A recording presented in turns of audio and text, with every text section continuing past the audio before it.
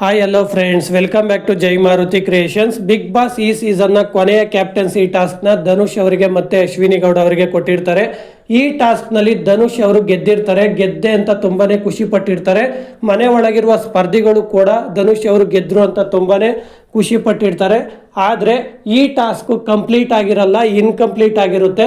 ಇದನ್ನ ಬಿಗ್ ಬಾಸೇ ಸ್ವತಃ ಬಂದು ಹೇಳ್ತಾರೆ, ಟಿವಿಯಲ್ಲಿ ತೋರಿಸಿ ನೀವು ಎಲ್ಲಿ ಮಿಸ್ಟೇಕ್ ಮಾಡಿದ್ದೀರಾ ಈ ಟಾಸ್ಕ್ನಲ್ಲಿ ಅಂತ. ಅಲ್ಲಿವರೆಗೂ ಮನೆ ಒಳಗಿರುವ ಸ್ಪರ್ಧಿಗಳಿಗಾಗಲಿ ಧನುಷ್ ಅವ್ರಿಗಾಗಲಿ ಗೊತ್ತೇ ಇರಲ್ಲ ಆ ಮಿಸ್ಟೇಕ್ ಆಗಿರೋದು.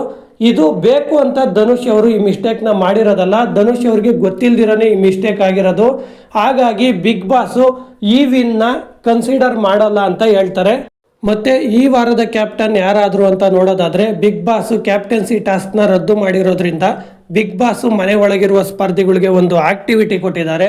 ಈ ಆಕ್ಟಿವಿಟಿ ಪ್ರಕಾರ ಕ್ಯಾಪ್ಟನ್ಸಿ ಟಾಸ್ಕ್ ಆಡಿರುವ ಅಶ್ವಿನಿ ಗೌಡ ಅವರಿಗೆ ಮತ್ತು ಧನುಷ್ ಅವರಿಗೆ ಮನೆ ಒಳಗಿರುವ ಸ್ಪರ್ಧಿಗಳು ವೋಟ್ ಮಾಡಬೇಕು.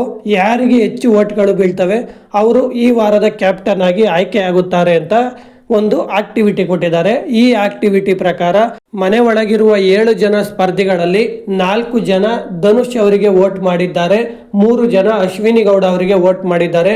ಹಾಗಾಗಿ ಈ ವಾರದ ಕ್ಯಾಪ್ಟನ್ ಆಗಿ ಧನುಷ್ ಅವರು ಆಯ್ಕೆಯಾಗಿದ್ದಾರೆ ಅಂತ ಹೇಳಬಹುದು. ಫ್ರೆಂಡ್ಸ್, ನಿಮ್ಗೇನು ಅನಿಸ್ತಾ ಇದೆ ಈ ವಾರ ಧನುಷ್ ಅವರು ಕ್ಯಾಪ್ಟನ್ ಆಗಿ ಆಯ್ಕೆ ಆಗಿರೋದು? ನಿಮ್ಮ ಅಭಿಪ್ರಾಯನ ಕಮೆಂಟ್ ಬಾಕ್ಸ್ನಲ್ಲಿ ತಿಳಿಸಿ. ಹಾಗೆ ಈ ವಿಡಿಯೋಗೆ ಒಂದು ಲೈಕ್ ಕೊಟ್ಟು ನಮ್ಮ ಚಾನಲನ್ನು ಸಬ್ಸ್ಕ್ರೈಬ್ ಆಗಿ ಸಪೋರ್ಟ್ ಮಾಡಿ.